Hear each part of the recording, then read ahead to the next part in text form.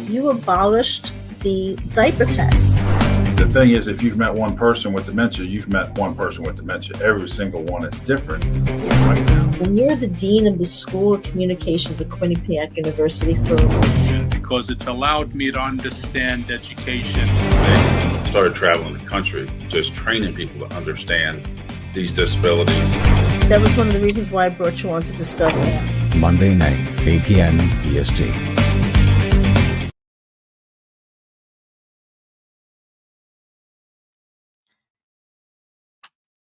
Hello, everyone, and good evening, and welcome to Pamela Roth Live.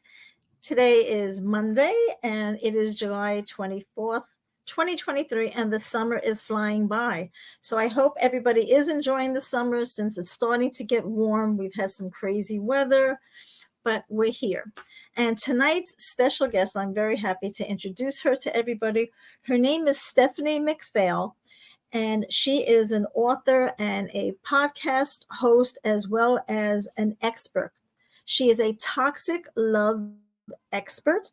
And tonight we will be discussing toxic relationships. Why do men and women fall into the pattern of continuously meeting the wrong people and getting involved in toxic love relationships? So without any further ado, welcome Stephanie McPhail. Hello. Thanks for having me. Hi, it's so great to see you and speak with you. Yeah, you too. I can't wait to get into this. I think this is a really important topic, and I think that this is going to really resonate for a lot of people watching. I believe so, because, you know, something like we discussed and what I've read about you and seen, at some point in our lives, we have all been involved in toxic relationships, whether it's with family, friends, lovers, husbands, wives, you know. We've all been a victim of toxic relationships, and sometimes we just don't know how to get out of those patterns. Mm-hmm. Yeah. So, yeah, it's tough. And I mean, when you're in it, it's really hard to know what to do because you're basically in survival mode. And a lot of times we're just used to being in it. So we don't know what it's like on the other side. now, does it stem from one's childhood about how they were raised by either an adult figure in the house or brothers or relatives? So, you know what, in my years of work doing this, I found it to be really interesting in that the pendulum kind of swings in both directions. So in one direction, which is the really common, is, you know, childhood abuse, childhood neglect, maybe there's alcoholism, drug abuse, but whatever the child needed growing up, they didn't get. And therefore, they are constantly searching for that outside of themselves in another relationship.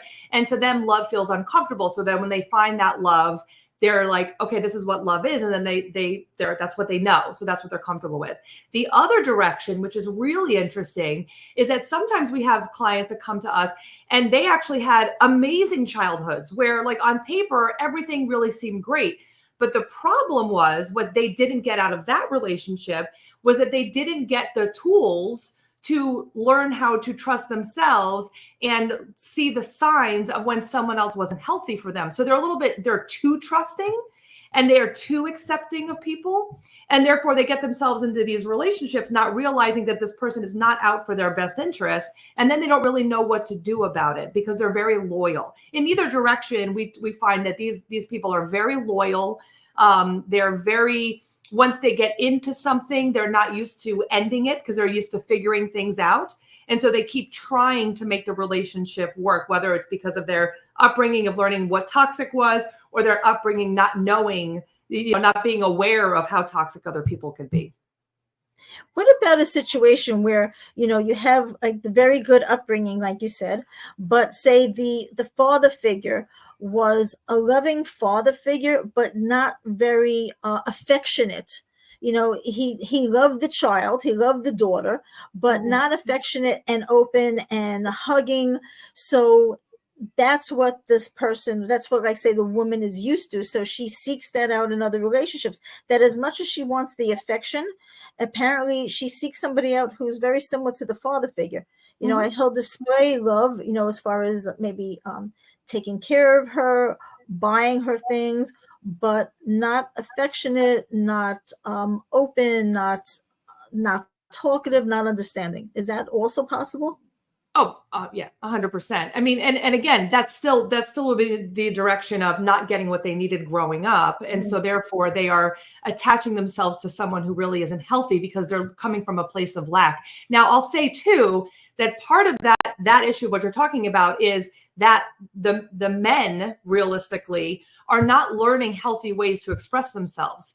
It is much more common for men to be socially acceptable in showing anger, in showing frustration. That's masculine in our society, where realistically, being able to share feelings, to talk about things, to be open and be able to give hugs to their children and things like that, that's really where we need men to be. But I think a lot of men weren't taught those things. So here they are thinking they need to be, like the breadwinners and the caretakers, but they don't understand the part about, emotions and feelings and sharing and talking about things because they haven't been taught it.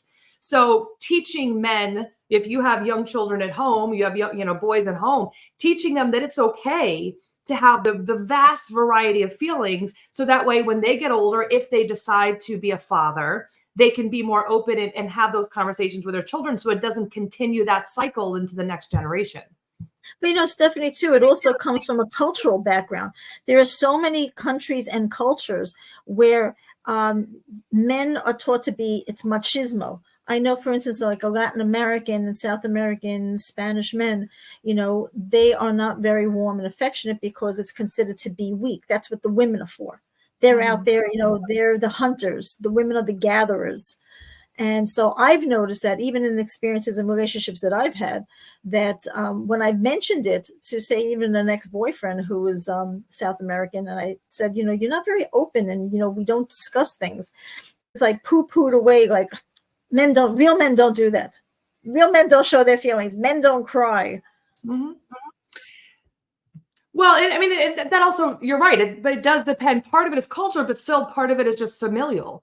So, you have countries like in France or in Italy or Spain, men will hug each other openly. It's not a big deal to do that. I was at the gym not that long ago, and I saw two younger guys, like, instead of just saying hi to each other and doing one of those bro hugs, they gave like these full body hugs. And I sat there for a second and I was like, I wanted to cry because I thought it was so beautiful. And the reason why is because we never see that. We don't see that very often, where we see men actually be so physical and just a loving, like a brotherly physical way. And I think that that's a disservice to men, and I don't care where you come from. I don't care what your upbringing is, but if we can start teaching that it's okay, it's not feminine to have feelings. Right. And for men not to be right. And for men not to be homophobic about it either. And that's, 100%. I mean, that's showing emotion is not a, gay, straight, whatever. It's a human emotion. And so in order to be able to really feel all the different levels of feelings, to be able to express all of those different things, it's really important. And we do that all the time. I mean, think about it when you say to a little boy, like, oh, you throw like a girl, or girls are looked at negatively, something, they'll be said something about, negative about them being female, instead of doing all those things, teach your kid, like when your son is crying because he got hurt, like he's crying because he got hurt, whatever. It's okay to talk about all these things. We do this we need to do this from the time that they're small. And then as they get older, that way it's natural for them to talk about their feelings. But we do it as adults to children, because a lot of the times we're just reiterating what we learned growing up, and we're just passing on the bad habits. And I've seen that, like you said, at playgrounds, like a child will fall down, a little boy will fall down, and right away the father's like, stop crying, you're not a girl, stop acting like a little girl. And it reinforces, like, oh my God, it's like, as a man now, I have to hide my emotions. I can't express myself even in a relationship because I'm going to be looked at as being feminine. And how ridiculous is that too? Because, like my 7-year-old said to me the other day, he's like, Mom, women are amazing because they're portals to the other worlds. And I was like, I'm doing a good job, because yes, it's really true. But, I think that when you say something like what you just said, don't cry, you're not a girl, I think it puts down both sexes. It puts down the females, because, I mean, we've all heard of man flus. It's always way worse than a woman flu, Yes. no offense to the guys watching, but it's like, women deal with a lot of pain. We deal with a lot of stuff, and it's put down in society because we are in this country, a more patriarchal society. And, instead of, we can embrace our femininity and our masculinity without putting the other sex down and without putting down, again, all of the feelings that we have as both males and females. Now, when in your dealings with women as a love expert, have you found certain types of women who are involved in toxic relationships other than other women? Does it go across the board? Is it socioeconomic? So something that was really important to me. So I wrote, my book is Being Loved Shouldn't Hurt. I have a book and a workbook that go along together. And for me, I remember when I was in my toxic relationships, the abusive relationships that I was in, I didn't see people like me in media. I felt like it always kind of gave examples of people that were lower socioeconomic, that didn't have their stuff together. They weren't able to pay for themselves.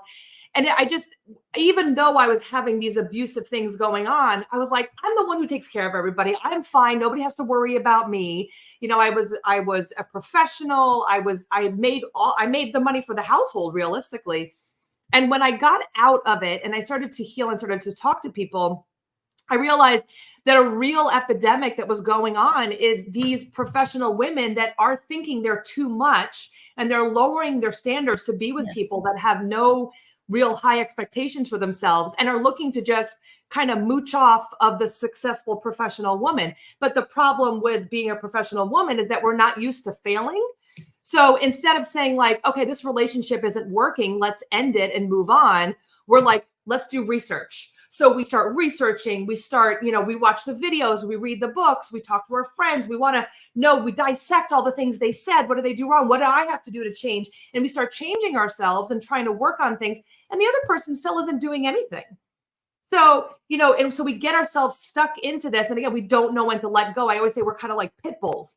Now, of course, men and women can both be in toxic relationships. It has nothing to do with gender. Toxic relationships are toxic relationships. And realistically, and why, we're kind of starting to change even how we talk about ourselves, like my husband and I, toxic love is one of those things. But when we feel love is uncomfortable, that's what we recreate. But what is the most important love that we start with is a love with ourselves. So when we don't feel like we are worthy of healthy, if we don't feel like it's possible, then we're going to search out things that are exactly that. If we're needy and like, I want someone to love me, we're going to find someone who's going to take advantage of that neediness. It's going to use that neediness. So there's all that. It starts with ourselves, and then we start building from there. Once we heal that part, then we can start looking at relationships and attracting healthier people. Well, you're right, because, something, it has to be self-love. We have to be happy and healthy with ourselves and how we view ourselves before we can go out there and look to attract somebody who's going to view us the way we do. And you're right, because if we have a low self-esteem, a low image of ourselves, that is what it is that we're going to attract, because that's what we're giving off. Mm-hmm. And I know, like you said, we've all been victims of it, because I know I myself have been involved in toxic relationships at various points of my life. And, what I tended to do in the past is I would meet somebody who needed help or who needed rescuing.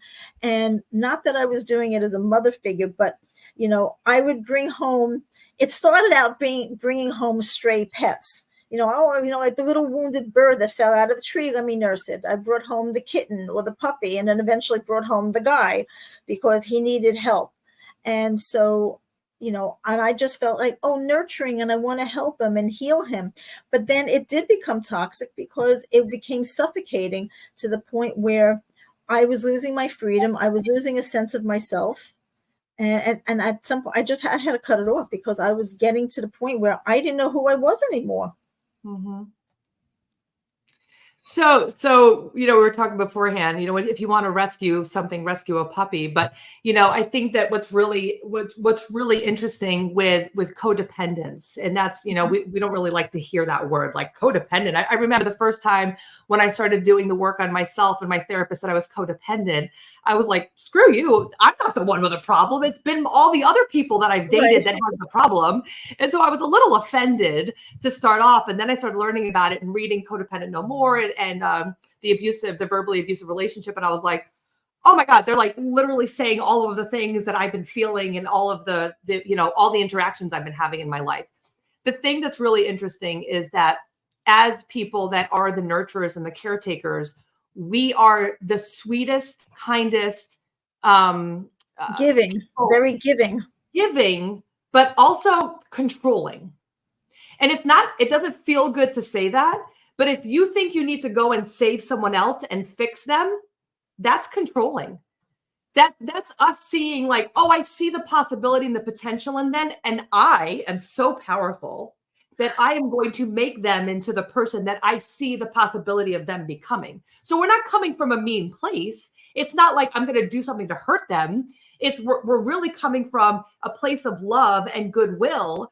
But who would want to be told that they're screwed up and that somebody else is going to swoop in and save them? If anyone's done any work on themselves, they see how hard it is to fix themselves. Why did any of us think that we were going to go and save somebody else? Why did any of us think we were that powerful that we were going to go and fix somebody else's mistakes that we see as their mistakes that they might not even want to fix themselves? So it's this cycle that we get ourselves in where we want to go and save and fix, but it's this impossible thing to do. And we're never going to succeed at it because that person has to want to do the fixing and the working on themselves. And again, it's not our job to do that. Our job when we start dating someone is to see, and this is really important too, is to see where are they now? Where are they looking to go? Is this person where I'm at? And do they have similar interests and excitement about future things like I do? So are we in the same level? A lot of the times what we find is that when we start dating, we're trying to prove to them that we are worthy of them, which is a completely wrong way of dating. Instead, we come from an empowered place where we say, hey, I'm looking for someone who's going to fit my life. Like I'm going to get paid to help other people. But if you're going to come into my life, then you're going to be helping to elevate me, not bring me down. Because a lot of us see relationships as like these dead weights that bring us down. But when we are really empowered and we understand that relationships are about up-leveling and helping us to be a better person, not bring us down, then when we meet people, we're like, okay, let me see. Do they have the things that I'm looking for? Are they worthy of me? And then if they are not, we are okay with ending that relationship in order to open up the possibility of finding that type of person for ourselves. So it's not about being worthy of them. It's about making sure that they are worthy of us. And time is a pretty important asset. I mean, the older I get, the more I'm like, I don't have time for that. I am ending this because it's sucking my energy away. And I don't have time for that.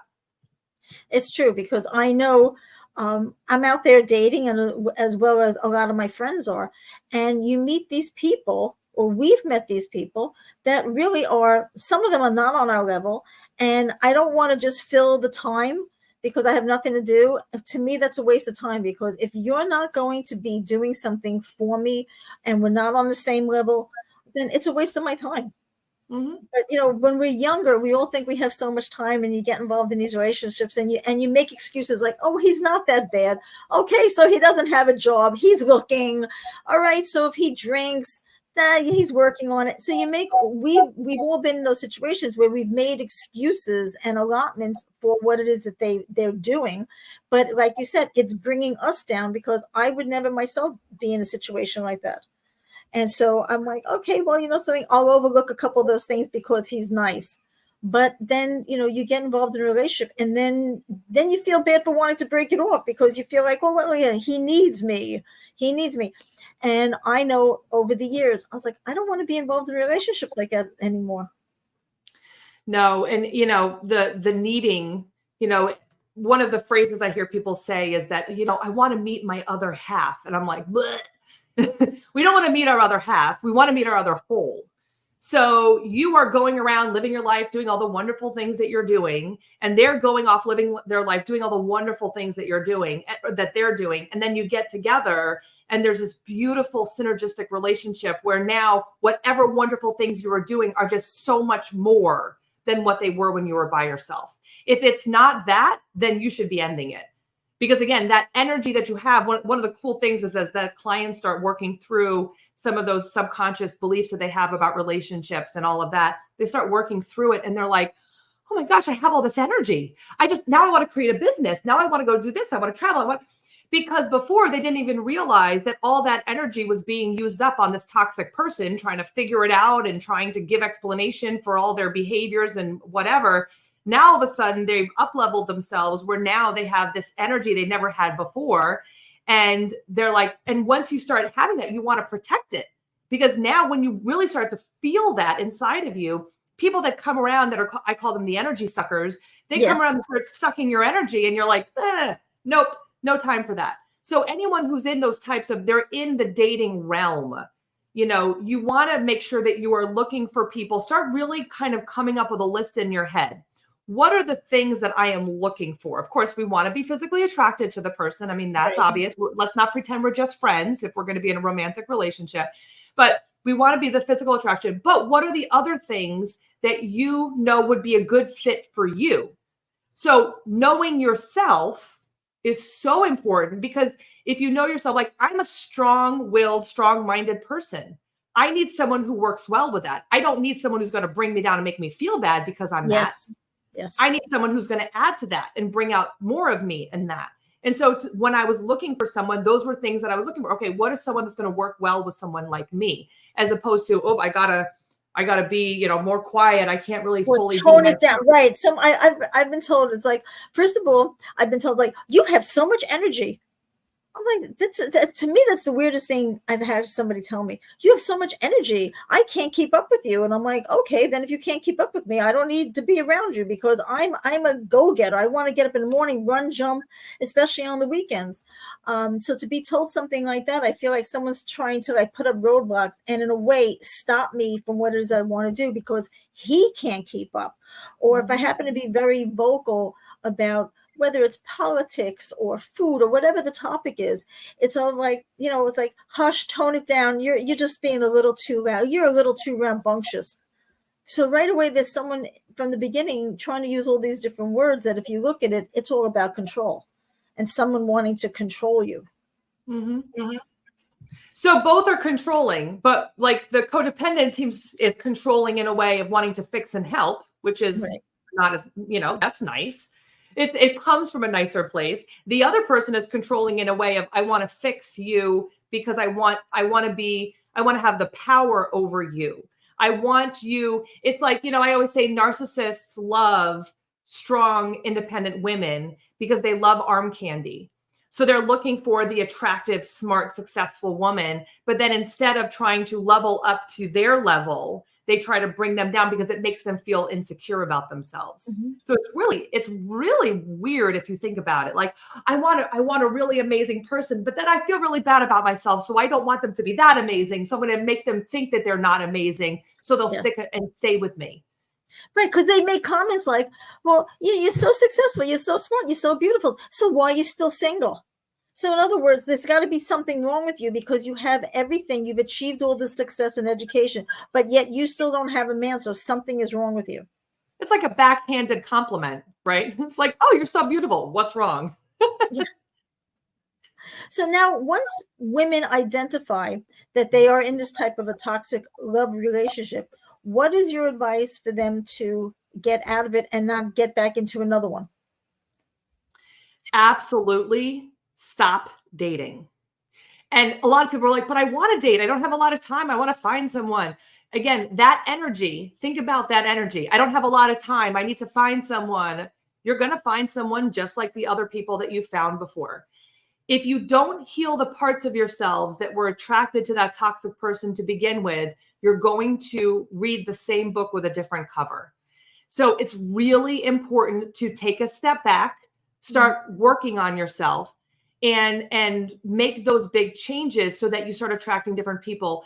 When I ended my first marriage, I went through a really dark night of the soul. I mean, I was depressed beyond belief. I mean, I was crying every day. I lost like almost 30 pounds. I couldn't eat. I couldn't sleep. I felt like there was an elephant sitting on my chest. And instead of trying to look for someone, I said, you know what? I'm going to just allow all these feelings that I've been pushing off because I've been taking care of everybody else my whole life and putting all of my feelings and needs and wants to the side. And I'm going to allow myself to feel them.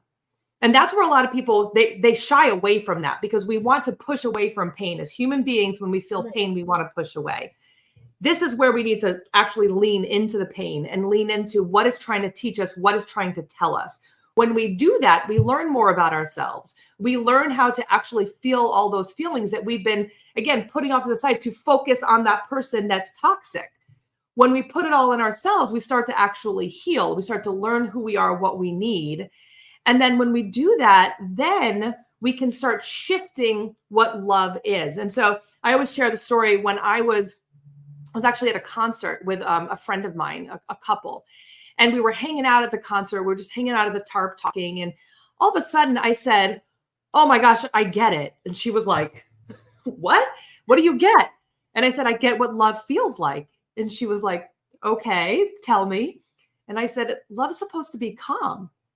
And she was like, yeah, Steph, you didn't know that that's what it was? And I was like, no, but I truly, and it like makes me want to cry even thinking about it now.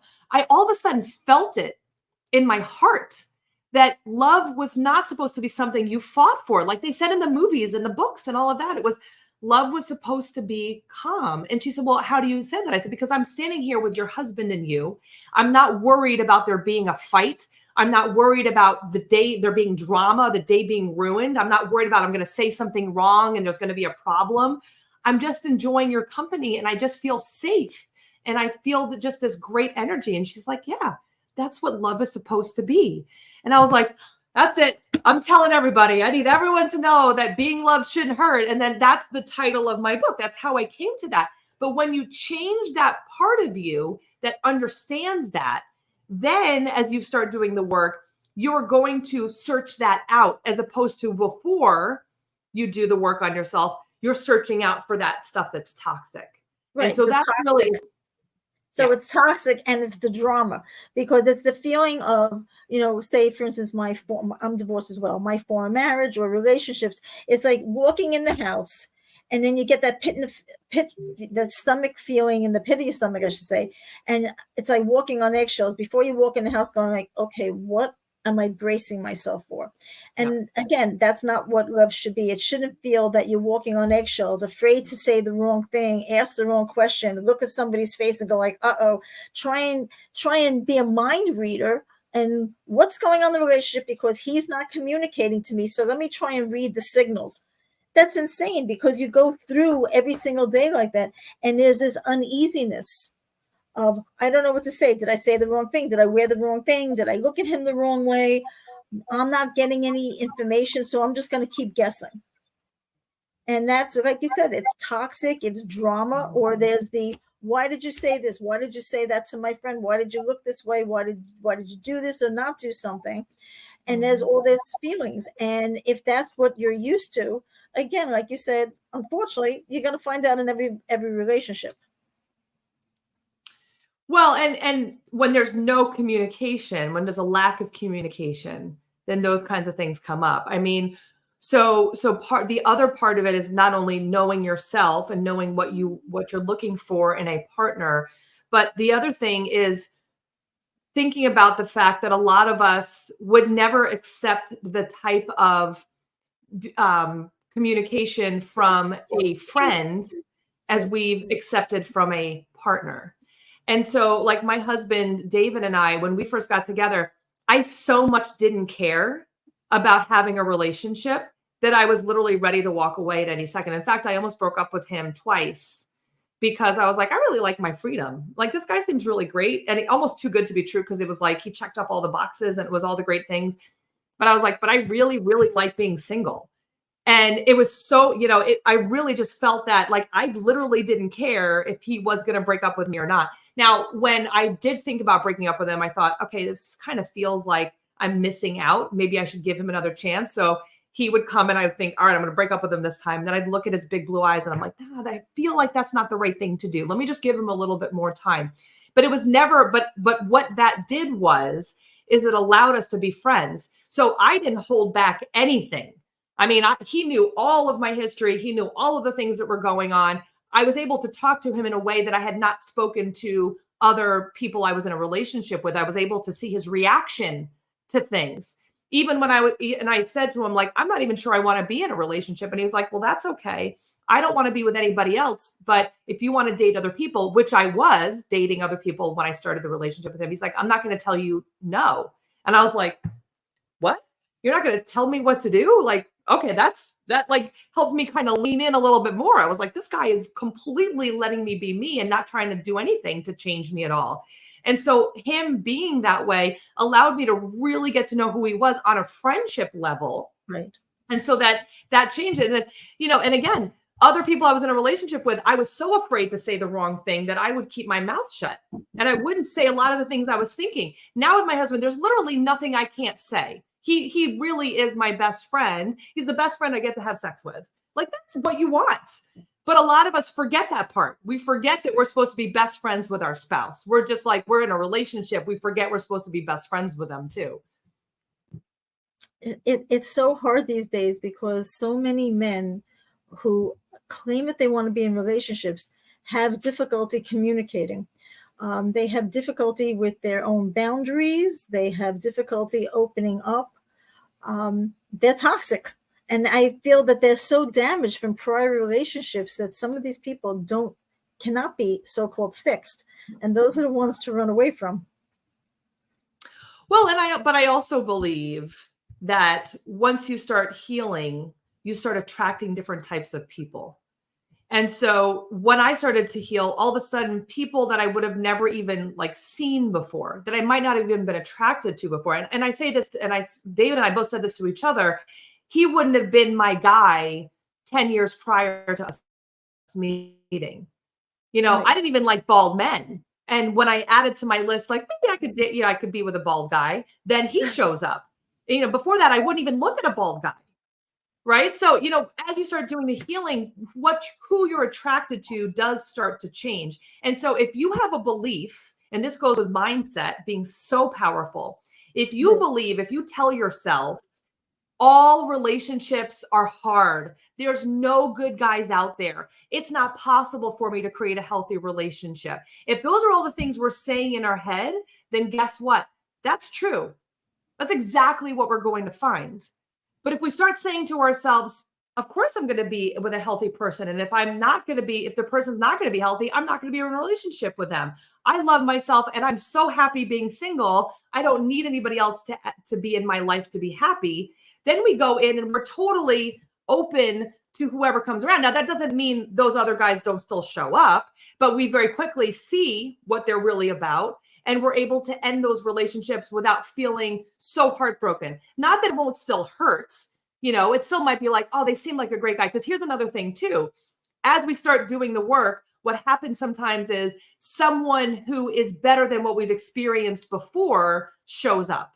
And we're like, oh my gosh, this is so much better than what I've ever seen before. However, they're still not really who we're looking for. Now, what a lot of us get sucked into is we start trying to make that relationship work and start ignoring some of those little red flags that are there. And we just pop back into another relationship that ends up not being the right one for us. So that's why it really is so important to not lower our standards. Most of our standards are actually too low. Change the mindset that we have about relationships and get really clear on what we're looking for and then look for that person. We're not lowering standards anymore. We're working on self and we're finding someone that is at our standards, elevated, and someone who's going to be a good partner for us. So we really need to know about ourselves as women. Yep. And what we want, what we don't want. Like you say, make that mental checklist so we know what to avoid. Now, what do you recommend or what should be the red flags that women should look out for before, entering into another toxic love relationship? So I love the fact that I call it, it's the toxic love, not just like narcissist or anything like that, because narcissist is a really big buzzword. I mean, if you look at like the number one searched word is narcissist, I think, like on the internet, if you look at when it comes to love and things like that. So it's really popular. We all have a little bit of narcissistic qualities about ourselves, and that's a normal human trait. The reality is that when you think about a relationship, instead of doing all the research to figure out what's wrong with the other person or if there's something wrong with them, what I want you to do is think about how you feel when you are with them and how do you feel when you're away from them. So if you're with them and you're questioning yourself and you're trying to prove yourself and you're feeling uncomfortable or you're not feeling like you can really totally be yourself, then that's not the right person for you. If when you leave hanging out with them and you're feeling like you have no energy, or you're like, when are they going to text me again? Or, you're questioning yourself or the relationship in any way, shape, or form, probably not the right relationship for you. So be more focused on how you feel than anything else. Because again, what's right for Pamela is going to be not, something different for Stephanie. That's, we all are looking for different qualities in people because we're all different people. So it's really about how we feel about the person. Now, obviously, if we see them talking badly about their ex, like they're obsessively talking about how bad their ex was all the time, if they are, mean to the waiter, if they're mean to animals, like those are all things for me, like those were all no-goes. When my first husband went to go meet my family, they had a Rottweiler. And the Rottweiler followed around my ex-husband and would growl at him. And my ex-husband, which was kind of funny because he really actually liked animals, I remember seeing this with the ex-husband and the Rottweiler, and I was like, that's not good. Obviously, the Rottweiler sees what I've been seeing, and other people, it felt like nobody saw what was going on. Now, with my now husband, this same Rottweiler saw him and wouldn't stop licking him and was like climbing on him, and they were like both laying on the floor, hugging each other, It was such a different thing. So animals know. Animals can tell when those things. So those are like kind of the things that, to just kind of be aware of. But the most important thing is to really pay attention to how you feel when you're with them and when you're away from them. It's funny because, what I've noticed too is, like you said, I've gone out with people and the way they totally bash their ex-wife, who may or may not be the mother of their children. And I'm sitting there listening to it going like, it's cringy. Because I was like, wait a second, like this is the mother of your children. And I've heard all these expletives. And then the person actually says, he goes like, so he called my ex-husband a terrible name. He goes, so where's your so-and-so? And I was like, do you know him? He's like, no. I go, well, let me explain something to you. It was called My Marriage, My Life, My Son, My Divorce. You are not in any of that. So you do not take any liberties to make any comments about my ex-husband, who's the father of my son, who I have a good relationship with. And I'm not bad-mouthing him. So that was like my first red flag. And this, mind you, was the first date. And it just got worse through dinner that I actually told him I had to make a phone call, and I actually left him at the restaurant. I think he's still there 2 years later. I could not sit through it any longer. It was painful. But then what I also noticed too, as far as like red flags, is how somebody drives. If somebody's like a really erratic, getting angry about everything, I was like, no, there's something wrong here because, I'm in traffic all the time. You live in a city or around the city, you got to expect to be in traffic. And if you're going to get that angry and violent over traffic, to me, this is an indication there is just something not right here. Yeah. When in my book, actually, I have a bunch of red flags to look out for, and erratic driving is one of them. My ex, I just had like a whole bunch of toxic exes. I was really good at choosing really terrible people and then trying to make it work. But they all had but they all had the same issue of like the driving and getting so angry. Yeah. And, one of them told me a story. He was driving back from like Huntington or something, and he got into a road rage incident, and they both pulled over and he punched the guy in the face. And I was like, oh, I'm so glad that I wasn't there. Or another time where we're like driving back from North Carolina or something, and he was actually driving really slow in front of someone so they couldn't go, and the person actually hit the back of our car. And I was like, I'm going to jump out of the car. We're on like New Jersey Turnpike, and I'm like, I'm going to jump out. I mean, and my first husband, kind of the same thing. In fact, got to a point where with any of them, I was like, I'm just going to be the one who drives. I wouldn't even let them drive anymore. I would fight to be the one who drives. And so, I drive everywhere now. This is the funny thing. Until I really know you and I feel comfortable with you, I want to drive or I'm going to meet you. I don't want to be in the car with you because there's just some people that take everything out, take out their aggression while driving. And I find that to be very dangerous, and I don't want to be involved with that. But let me ask you something else, Stephanie, for all the women out there who are dating or dating sites and everything else. What about meeting the man who has never been married before, has no children, and has never been in a long-term relationship, and they're in their 50s and 60s? To me, I personally think that's a red flag, because to me it shows a lack of commitment. Or there could be other things that are going on as well. So it could be, I mean, it really depends on the age.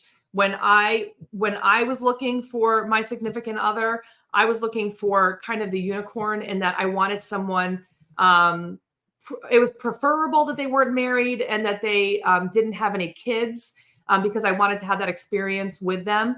Right. But I was also 37. So it really, and I found someone who had never been married, who didn't have any kids. I didn't want any of those attachments. So that was something that was important to me back then.